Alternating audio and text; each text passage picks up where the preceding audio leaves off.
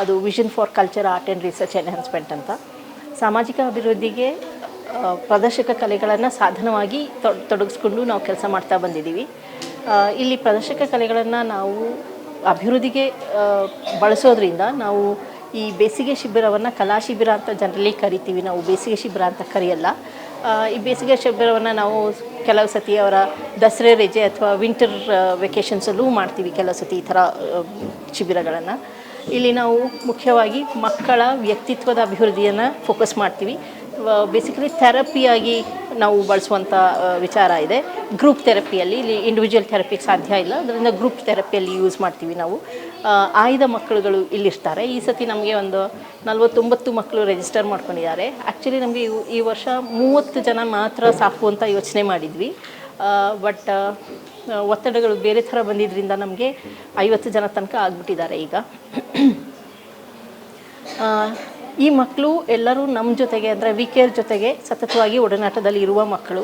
ನಾವು 3 ಸರ್ಕಾರಿ ಶಾಲೆಗಳಲ್ಲಿ ಕೆಲಸ ಮಾಡ್ತೀವಿ. ಸ್ಕೂಲ್ ಸೋಷಿಯಲ್ ವರ್ಕ್ ಅಂತ, ಶಾಲಾ ಸಮಾಜ ಕಾರ್ಯ ಅಂತ. ಆ ಶಾಲಾ ಸಮಾಜ ಕಾರ್ಯದಲ್ಲಿ ನಾವು ಯಾವ ಮಕ್ಕಳ ಜೊತೆಗೆ ಕೆಲಸ ಮಾಡಿದ್ವೋ ಆ ಮಕ್ಕಳು ಮೇಜರಾಗಿ ನಮಗೆ ಈ ಗ್ರೂಪಲ್ಲಿದ್ದಾರೆ. ಹಾಗೆ ಸಮಾಜದ ಮುಖ್ಯವಾಹಿನಿಯಲ್ಲಿರುವ ಮಕ್ಕಳು ಸಹ ಇದ್ದಾರೆ. ಅವರಿಬ್ಬರ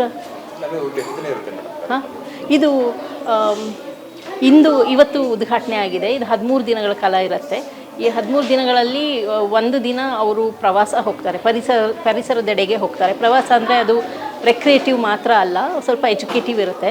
ಈಗ ಒಂದು ತೋಟಕ್ಕೆ ಕರ್ಕೊಂಡೋದ್ರೆ ಅಲ್ಲೊಂದು 50ರಿಂದ 60 ಥರದ ಹಣ್ಣಿನ ಗಿಡಗಳನ್ನ ಪರಿಚಯ ಮಾಡ್ಕೊತಾರೆ ಈ ಮಕ್ಕಳು. ಹಾಗೆ ಒಂದು ಸಣ್ಣ ಟ್ರೆಕ್ಕಿಂಗ್ ಇರುತ್ತೆ.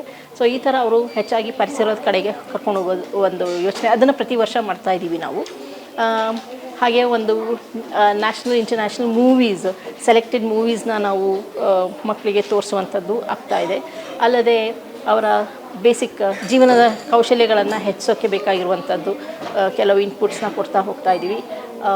ನಮ್ಮ ಟ್ರಾಫಿಕ್ ಪೊಲೀಸವ್ರು ಬಂದು ಹೋಗ್ಬೋದು, ನಮ್ಮ ಫೈರ್ ವರ್ಕ್ ಅವ್ರು ಬಂದು ಹೋಗ್ಬೋದು, ಅಥವಾ ಇನ್ನೇನು ಹೇಳಬೇಕು, ನಾವು ಈ ಸತಿ PRP ಕೊಡಿಸ್ತಾ ಇದ್ದೀವಿ ಅಂತಂದರೆ ಪ್ರಥಮ ಚಿಕಿತ್ಸೆಯನ್ನು ಹೇಗೆ ಒಂದು ಮನುಷ್ಯ ತೊಂದರೆಯಲ್ಲಿದ್ದಾಗ ಪ್ರಥಮ ಚಿಕಿತ್ಸೆ ಹೇಗೆ ಅವರಿಗೆ ಕೊಡ್ಬೋದು ಅಂತ, ಆ ಥರದ್ದು ಒಂದು ಮಾಡೆಲ್ ಪ್ರೆಸೆಂಟೇಷನ್ ಆಗುತ್ತೆ ಈ ಮಕ್ಕಳಿಗೆ. ಅಂದರೆ ಟ್ರೈನಿಂಗ್ ಕೈಂಡ್ ಆಫ್.